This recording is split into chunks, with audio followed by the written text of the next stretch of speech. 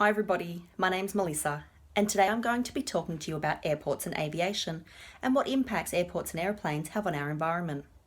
Flying may be a more convenient means of transportation than that of the past, but at what cost to the environment does this convenience come?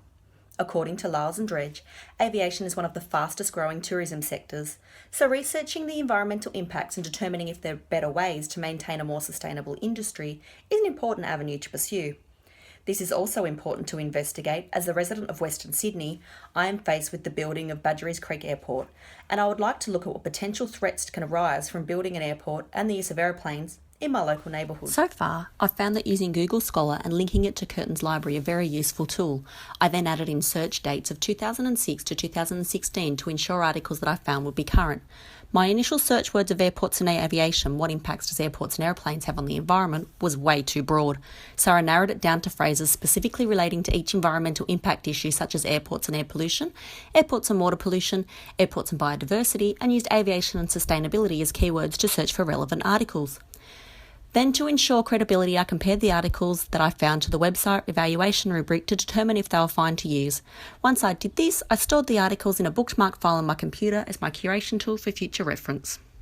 Initial key findings so far have revealed that there are 4 major areas that can be linked to environmental sustainability.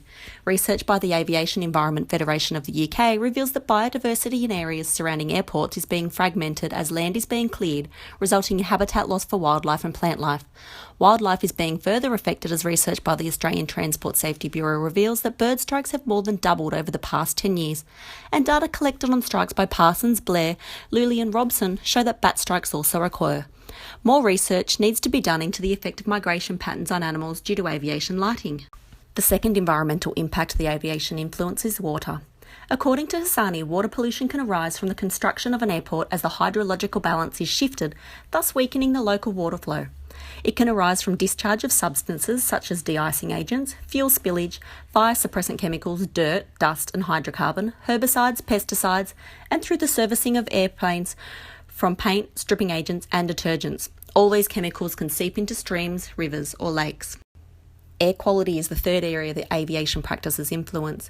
Carnarvon and Carter researched different methods used to compare air quality rates surrounding airports and revealed that there are inconsistencies and gaps with the current measurement methods, but do reveal that emissions from fuel being burnt produce carbon dioxide, nitrogen dioxide, carbon monoxide and sulphur oxide.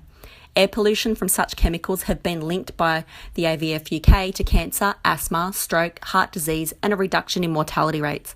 More research needs to be done on the particulate matter that is also produced from airports and aeroplanes. Air quality leads to the final area of climate change. Greenhouse gas emissions are generated from aircraft emissions, ground traffic and also from the actual airport building that needs heating and cooling. According to Sydney Airport Corporation Limited, 2% of emissions come from the aircraft, but they believe that with the increase in air travel, this can rise to 5%. Additional research needs to be completed on what is currently being done to reduce this and into emission trading scheme.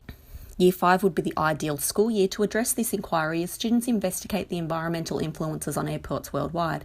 This is specified in the Humanities and Social Sciences strand, as is developing appropriate questions to guide an inquiry and locating, collecting relevant information and data from sources. Other learning areas such as science can be integrated to include scientific knowledge being used to solve problems and inform personal and community decisions as students identify how to fix aviation sustainability.